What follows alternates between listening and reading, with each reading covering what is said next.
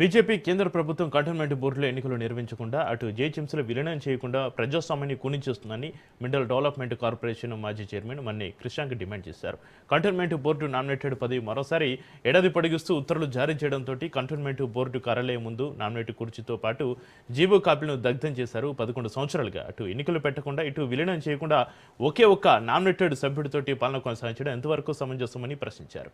ఎన్నికలు పెట్టాలని కోర్టు చెప్పినా కూడా ఇంతవరకు ఎన్నికలు పెట్టకుండా కాలయాపన చేస్తున్నారని మండిపడ్డారు. ఎన్నికలు నిర్వహించకపోవడంతో కంటోన్మెంట్ ప్రజలు తమ సమస్యలను ఎవరికి చెప్పుకోవాలని అర్థం కాని పరిస్థితిలో ఉన్నారని అన్నారు.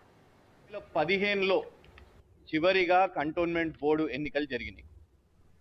ఆ తర్వాత నుంచి ఇప్పటి వరకు కూడా కేంద్రంలో ఉన్న బీజేపీ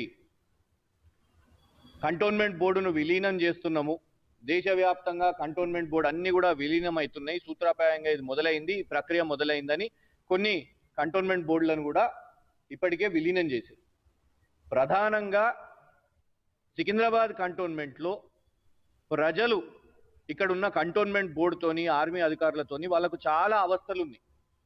ఇండ్ల పర్మిషన్ల విషయం మీద కానివ్వండి, తాగునీటి సమస్య కానివ్వండి, రోడ్ల మరమ్మతులు కానివ్వండి, కొన్ని ఏరియాలలో అయితే కనీసం టాయిలెట్స్ కూడా కట్టుకోనివ్వకుండా, వాళ్ళకు పట్టాలు కూడా రాకుండా, ఎక్స్చేంజ్ ఆఫ్ ల్యాండ్ కాకుండా, మరి కనీసం ఈ విలీనమన్న చేపడితే కార్పొరేషన్లో కంటోన్మెంట్ బోర్డును మరి జిహెచ్ఎంసీ అయినా కార్పొరేషన్లో కలిపేస్తారు అనే ఒక ఆశ ఇక్కడ ఉన్న ప్రజల్లో ఉన్నది.